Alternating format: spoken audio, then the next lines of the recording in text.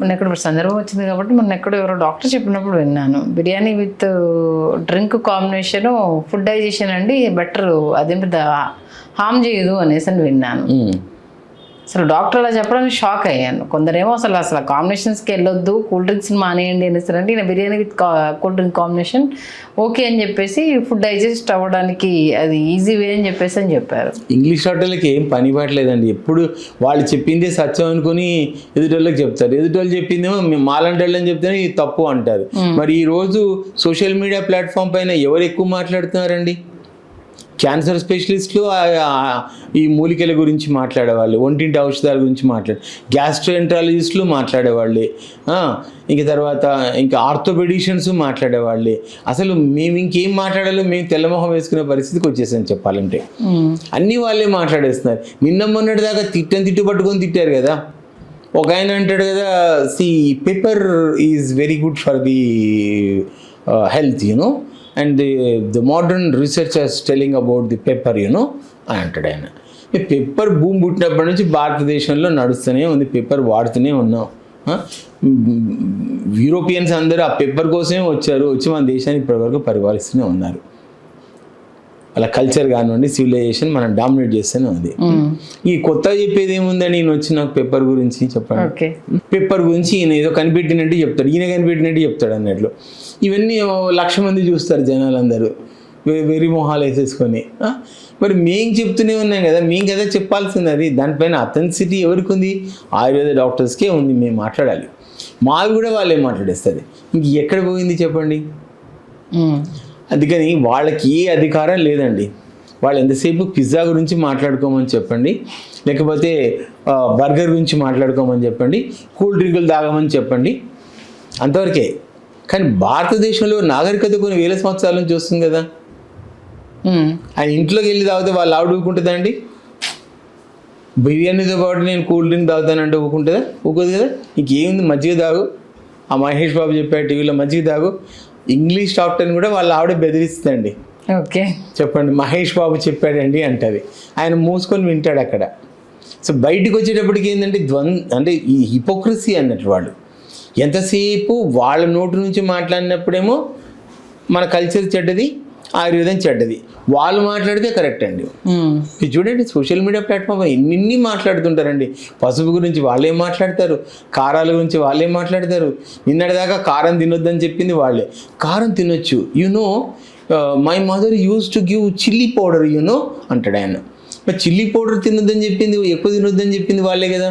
అవును. మరి ఈరోజు చిల్లీ పౌడర్ గురించి ఆయన మళ్ళీ దాంట్లో వెల్లుల్లిపాయలు వేసేసుకొని ఎలా దంచుకోవాలి అది కూడా ఆయన చెప్తాడు. ఇక పేర్లు చెప్పి పాపం వాళ్ళ గౌరవం తీయడం నాకు ఇష్టం లేదండి. సో అన్నీ వాళ్ళే మాట్లాడతారు. మరి మేము మాట్లాడితేనో ఎవరు మహేష్ బాబు వెల్లుల్లి కారం చెప్పారా, అది ఫ్యాట్ తగ్గిస్తుందా, కొలెస్ట్రాల్ నాకు తెలిసిలే ఆయన చెప్పేది ఏముంది అంటాడు. మరి అట్లా అన్నప్పుడు ఆయనది కూడా చూడొద్దు కదా. సో ఇట్లాగా హిపోక్రటిక్ టాక్ ఎక్కువైపోయిందండి. వాళ్ళు ఇది తాగితే మంచిది, మంచినీళ్ళు తాగవయ్యా, మజ్జిగ తాగవయ్యా, ఇది కదా మన కల్చరు. లోపలికి వెళ్ళాక పదార్థం ఎన్ని మార్పులు చెందుతుంది.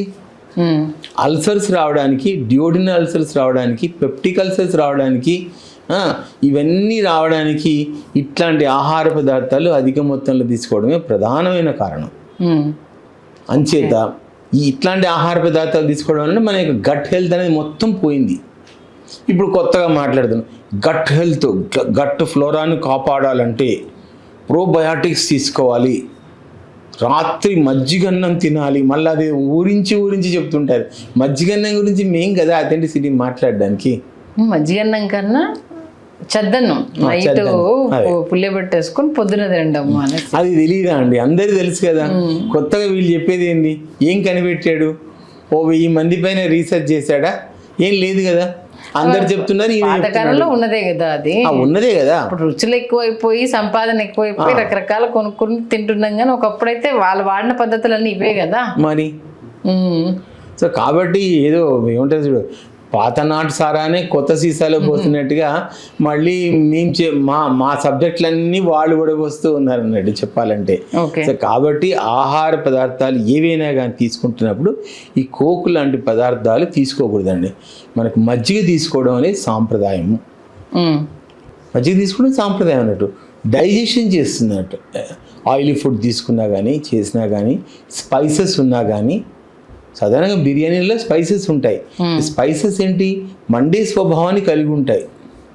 కాబట్టి మజ్జిగ లాంటివి తీసుకున్నట్లయితే దాన్ని శాంతపరుస్తుంది, పిత్త ప్రకోపాన్ని శాంతింపజేస్తుంది, తగ్గిస్తుంది. కాబట్టి మజ్జిగ ప్రధానం కానీ కూల్ డ్రింక్ ప్రధానం కాదు. అసలు ఉదయం లేచిన దగ్గర నుండి అంటే కళ్ళు తెరిచిన తర్వాత ఎక్కడి నుంచి వాటర్ నుంచి డే స్టార్ట్ చేయాలని అంటారు. అక్కడి నుంచి మొదలుకొని నైట్ పడుకునేంత వరకు అసలు ఫుడ్ హ్యాబిట్స్ ఎలా ఉండాలి? ఇప్పుడు ఫుడ్ హ్యాబిట్స్ అనేటటువంటివి మన దేశంలో ఏంటంటే రీజియన్ని బట్టి ఆ చేర్పులు మార్పులు వచ్చాయి. కొన్ని వేల రకాలైనటువంటి ఆహార పదార్థాలు మనకు అందుబాటులోకి వచ్చాయి. ఒక్కొక్క ప్రాంతంలో ఒక్కొక్క రకంగా చెప్పాలంటే. సో పొద్దున్న లేచిన దగ్గర నుంచి చేసేటటువంటిది ఏంటంటే, మార్నింగ్ లేచినప్పుడు పూర్వం రోజుల్లో ఏం చేసేవాళ్ళు, లేచినంటే మొహం కడుక్కొని ఓ చెంబు నీళ్ళు తాగేవాళ్ళు, ముందు వాటర్ తీసుకునేవాళ్ళు. ఇది వాటర్ ఏంటంటే జీర్ణక్రియలు సజావుగా జరగడానికి, సెల్ లెవెల్లో ఉన్న టాక్సిన్స్ అనేటటువంటి బయటికి వచ్చేయడానికి హెల్ప్ అయ్యేటటువంటిది నీరు. ఓకే, నీరు అయిన తర్వాత నెక్స్ట్ ఏంటి, ఏదైనా ద్రవ పదార్థాల రూపంలో దొరికేటువంటి జావాలు కానీ, మిల్క్ కానీ, లేకపోతే జొన్న గంజి కానీ, లేకపోతే రాగి గంజి కానీ, చిక్కటి పల్చటి మజ్జిగ కానీ, పాలు కానీ తీసుకోవడం అనేది భారతీయ సాంప్రదాయం అన్నట్లు. సదా irrespective of all the states, అన్ని స్టేట్స్లో తీసుకుంటే ఈ అలవాటు ఉంది. ఓకే, ఇక మనం బ్రేక్ఫాస్ట్ తీసుకునేటటువంటి సమాజాలు, మనకి బ్రిటిష్ సమాజం వచ్చిన తర్వాత బ్రేక్ఫాస్ట్ వచ్చింది. అంతకన్నా ముందు 10 o'clock మనం సాలిడ్గా భోజనం చేసి బయటికి వెళ్ళేవాళ్ళు. మధ్యాహ్నం పూట లైట్ టిఫిన్ చేసేటటువంటి అలవాటు మన భారతదేశంలో ఉందండి. సాయంత్రం పూట ఏంటంటే ఎర్లీగా భోజనం చేసేటటువంటి అలవాటు ఉంది. 6 o'clock 6:30 వరకు. మహా అయితే డిన్నర్ అనేది 7 లోపల అయిపోయేటటువంటిది. ఎందుకంటే మ్యాక్సిమం, ఎందుకంటే తిన్న ఆహారం కూడా జీర్ణం అవ్వాలి కదా, జీర్ణం అవ్వడానికి కూడా సమయం ఇచ్చేటటువంటి వాళ్ళు. ఇలా మన యొక్క డే అనేటటువంటిది ఒక రౌండ్ ది క్లాక్ జరిగేటటువంటి కార్యకలాపం ఆహారం విషయంలో. ఇక ఏమైనా స్నాక్స్ లాంటివి తీసుకోవాలి అనేటటువంటి సాయంత్రం పూట తీసుకోవడం అనే అలవాటు.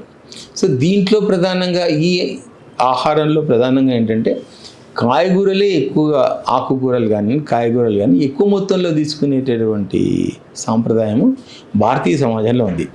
అంతేగాని నాన్ వెజ్ అనేటటువంటి డామినేటింగ్గా ఏ సమూహంలో లేదు చెప్పాలంటే. ఓకే, నాన్ వెజ్ తినొద్దని ఏం చెప్పలేదు. ఆయుర్వేదంలో కూడా రకరకాలైనటువంటి జంతువుల యొక్క మాంసం గురించి ఎక్స్ప్లెయిన్ చేశారు. అలాగని పప్పు ధాన్యాల గురించి ఎక్స్ప్లెయిన్ చేశారు, శాఖాల గురించి ఎక్స్ప్లెయిన్ చేశారు, ఏది ఆరోగ్యానికి ఎలాంటి ప్రయోజనాన్ని చేకూరుస్తుందో కూడా చెప్పడం జరిగింది. సో కాబట్టి ఇలాంటి వాటిని రకరకాలుగా టైలర్ మేడ్ చేసుకొని ఆయా సమాజాలలో ఆరోగ్యాన్ని కాపాడుకోవడం కోసం వాళ్ళ ఈ యొక్క ఆహార పదార్థాలను ప్రధానంగా తీసుకునేటటువంటి వాళ్ళు. కానీ మొత్తం భారతీయ సమాజం మొత్తం ఇలాగే ఉండాలి అని మాత్రం అనుకోలేదు. కానీ పొద్దున్న 10 లోపల వరకు ఏంటంటే మనకు ప్రధానంగా ద్రవ పదార్థాలు తీసుకోవడం, 10 o'clock సాలిడ్గా తీసుకోవడం ఉండేది. మనకి ఎప్పుడైతే అర్బనైజేషన్ భారతదేశంలో ఈ గత 200 సంవత్సరాల నుంచి గ్లోబలైజేషన్ స్టార్ట్ అయిన తర్వాత, ఇండస్ట్రియల్ రెవల్యూషన్ వచ్చిన తర్వాత, ఎప్పుడైతే మనం నగరీకరణ పెరిగిందో అప్పటి నుంచి మనకు బ్రేక్ఫాస్ట్ సాంప్రదాయం అనేటట్టు ప్రబలంగా వచ్చింది చెప్పాలి. అంతకుముందు సమాజాలలో బ్రేక్ఫాస్ట్ ఉన్నా కానీ అది కేవలం అప్పర్ సొసైటీకే పరిమితమై ఉంది. బ్రేక్ఫాస్ట్ ఉన్నా కూడా ఇప్పుడు ఏంటి రైసే ఎక్కువ తీసుకునేవాళ్ళు. అమ్మమ్మలు, తాతయ్యలు, వీళ్ళు ఈవెన్ మా మదర్ ఫాదర్ దగ్గరికి వచ్చినప్పుడు కూడా మా జనరేషన్ వచ్చేసరికి అప్పటికి టిఫిన్లు స్టార్ట్ అయ్యాయి. అప్పటిదాకా కూడా పెద్ద టిఫిన్లు కూడా అప్పుడు కూడా ఏంటి 95, 96 ఆ టైం నుంచే టిఫిన్లు అనేది మిడిల్ క్లాస్ ఫ్యామిలీలో స్టార్ట్ అయ్యాయి. అప్పటి వరకు కూడా 3 పూటలు రైసే ఉండేది అసలు యాక్చువల్గా చెప్పాలంటే. మా అమ్మమ్మ తాత వాళ్ళ గట్కన్నము, నూకలన్నము ఇవి వాళ్ళు ఎక్కువ తినేది. ఎందుకంటే అప్పుడు తెలంగాణలో ఆ రైస్ దొరకడం అనేది చాలా కష్టంగా ఉండేది అనేది. తర్వాత నాన్న వాళ్ళ దగ్గరికి జాబ్లో వచ్చిన తర్వాత రైస్ అనేది ఇక్కడికి వచ్చింది. మళ్ళీ మేము పెరిగేటప్పటికి టిఫిన్లు అనేది ఒకటి వచ్చింది. అంటే స్టేజ్ ఇది చేంజ్ ఓవర్ అనేది క్లియర్ కట్గా అయితే కనిపించింది మనకు అది. కాబట్టి చూసుకుంటే ఇప్పుడు మా అమ్మ కన్నా మా నాన్నమ్మ, అమ్మమ్మ స్ట్రాంగ్గా ఉన్నారు సీరియస్గా. ఈవెన్ వాళ్ళకన్నా వీళ్ళు పెద్దవాళ్ళైనా అమ్మ వీక్గా ఉంది, అమ్మమ్మ నాన్నమ్మ స్ట్రాంగ్గా ఉన్నారు. నా దగ్గర కొంచెం సమాచారం ఉందండి. ఏంటంటే వైదిక కాలం నుంచి ఆహారం అలవాట్లు ఏంటి, తర్వాత నెక్స్ట్ వచ్చేసి మనకి వివిధ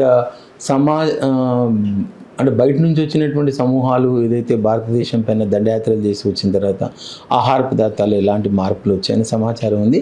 మనం మరొకసారి ఇది చాలా మంచి సబ్జెక్ట్ కూడా, డీటెయిల్గా మనం ఈ విషయాన్ని మాట్లాడదాం. ఎందుకంటే ఫస్ట్ ఆయుర్వేదంలో ఏం చెప్తుందంటే ఆహారం అనే దానిపైన ఫస్ట్ శ్రద్ధ పెట్టమంటుంది. ఆహారం అనేది ప్రధానంగా దానిపైన కాన్సన్ట్రేట్ చేయాలి. ఆహారం తర్వాతనే ఔషధం, అంతే కదా ఫస్ట్. అందుకనే ఆయుర్వేద డాక్టరు ఇప్పుడు ఏదో ఆయుర్వేద డాక్టర్లు అందరూ ఆల్మోస్ట్ వాళ్ళు ఎలా ఆడారంటే ఇది తినకు, దుంపలు తినకు, లేకపోతే వంకాయ తినకు, గోంగూర తినకు, ఇట్లా ఇది ఒక స్టీరియోఫోనిక్ డైట్ చెప్తున్నారు. కానీ ఆయుర్వేద వైద్యులు వాస్తవం చెప్పాలంటే ఒకప్పుడు పచ్చం కూరలు అనేవాళ్ళు. పచ్చం కూరలు అంటే నీరు నిండిన కాయగూరలు అని అర్థం. సొరకాయ, బీరకాయ, పొట్లకాయ, తర్వాత గుమ్మడి, తెల్ల గుమ్మడి, తర్వాత దొండకాయ, బెండకాయ. అంటే రోగం వచ్చినటువంటి వాళ్ళు అనారోగ్యంగా ఉన్నట్లయితే ఇవి ప్రధానంగా పెట్టారు. అంటే తేలిక జీర్ణమయ్యేవి అని అర్థం. ఓకే. అంతేగాని వంకాయ తినకు, గోంగూర తినకు, గొట్టి చేపలు తినకు, ఇట్లా ఏమి ఆయుర్వేద శాస్త్ర గ్రంథాలు రాలేదు. మరి ఎట్లా పట్టుకొచ్చారో ఆయుర్వేద డాక్టర్లు. కానీ మొత్తానికి ఒక స్టీరియోఫైటిక్, శనగపప్పు తినకు, చీమ్ పడుతుంది, వాడికి చీమ్ పడుతుందని ఉంది, ఈయన కూడా చీమ్ పడుతుందని చెప్తాడు. శనగపప్పుకు చీమ్కి ఏంటి సంబంధం అనేది? ప్రోటీన్ కదండి, హీలింగ్ ప్రాసెస్ స్టార్ట్ చేస్తుంది. చెప్పేటప్పుడు కొంచెం ఆలోచించి చెప్పాలి. స్టిల్ ఇప్పటికీ అపోహ ఉంది సార్, శనగపప్పు అంటే ఆపరేషన్లు అయినప్పుడు శనగపప్పు పెట్టొద్దు. అపోహే కాదు అసలు. నా దగ్గర గోల్డెన్ ప్రిస్క్రిప్షన్స్ వస్తుంది, దాని వెనకాల ఒక స్టీరియోఫోనిక్ రాసుంటుంది అన్నట్లు. ఇది తినొద్దు, వంకాయ తినొద్దు, అలా తినొద్దు, ఇలా తినొద్దు అని. సో వంకాయని ఎందుకు తినకూడదు? నీ దగ్గర ఏమైనా సమాచారం ఉందా? అంటే అది ఎలర్జిక్, అంటే దురదను క్రియేట్ చేస్తుంది కాబట్టి ఇది ఆపరేషన్స్ అయినా హెల్త్ బాగాలేకపోయినా స్కిన్ ఎలర్జీస్ వంకాయ తినొద్దు అనేసి 30 years నుంచి ప్రాక్టీస్ చేస్తున్నా. వంకాయని తినమని చెప్తాను నేను. ఏ ఒక్కరికి కూడా నేను నోటీస్ చేయలేదు. పూర్వం రోజుల్లో చిన్న పొట్టంకాయలు ఉండేవి, ముళ్ళొంకాయలు. వాటి వల్ల ఒక్కోసారి చేదు వచ్చి ఏదైనా అలా దురద లాంటిది వస్తే వచ్చిన. ఇప్పుడు అన్నీ హైబ్రిడ్ వంకాయలే కదా మేడం గారు. ఆ హైబ్రిడ్ వంకాయల వల్ల ఏమవుతుంది? అవి ఎట్లా ఉన్నాయంటే నున్నగా నిగినిగిలాడుతూ తయారైనట్లు అయిపోయినాయి అన్నట్లు. ఆ వంకాయలు కూడా అవి చక్కగా నిండుగా ఉంటాయి అన్నట్లు. అవే తింటున్నాం కదా మనం. ఇప్పుడు ఆ ప్రాచీన కాలం నాటి వంకాయ గురించి ఇప్పుడు చెప్పాల్సిన అవసరం ఏముంది? శనగపప్పు ఏం చేసింది? ఒట్టి చేపలు ఏం చేసినాయి? లైట్ ప్రోటీనే కదా. అంటే కాలానుగుణంగా కొన్ని అపోహల్లాగా వచ్చినప్పుడు దాన్ని తీసేయాల్సినటువంటి బాధ్యత కూడా ఆయుర్వేద వైద్యుల పైన ఉందండి. అంటే జనాలు భయపడిపోవడానికి కూడా రీజన్స్ అవే అన్నట్లు. సో వీళ్ళు పచ్చాలు ఎక్కువ చెప్తారు, పచ్చని సరిగా చేయలేదు కాబట్టి ఏం జరుగుతుందో ఏంటో, ఆ ఇంగ్లీష్ వైద్యమే బెటర్ కదా అని అనుకునే సందర్భాలు చాలా ఉన్నాయి. కాబట్టి వాస్తవానికి పచ్చే సతి గదార్థస్య కిమౌషధం నిషేవనం, పచ్చే అసతి గదార్థస్య కిమౌషధం నిషేవనం. గద నిగ్రహంలో ఒక శ్లోకం ఉంది అన్నట్లు. అంటే పచ్చివే సరిగ్గా చేసినట్లయితే నీకు ఔషధం అవసరం ఏముంది ఆ బాబు, అంతే కదా అని చెప్తున్నాడు అన్నట్లు. అంటే పథ్యం ఎంత అవసరమో చూడు, కీలకమైనది. అంటే it all depends upon the circumstances, ఋతువును అనుసరించి, రోజును అనుసరించి, వ్యక్తి యొక్క శరీర ధర్మాన్ని అనుసరించి పథ్యం చెప్పాలి. అంతేగాని అందరికీ రొటీన్గా నువ్వు శనగపప్పు తినకు, పొట్టి చేపలు తినకు, చింతపండు తినకు అని ఎట్లా చెప్తావు? చెప్పొద్దు కదా. అది ఎవరికి చెప్పాలో వాళ్ళకి చెప్పాలి కదా. ఓకే. సో అది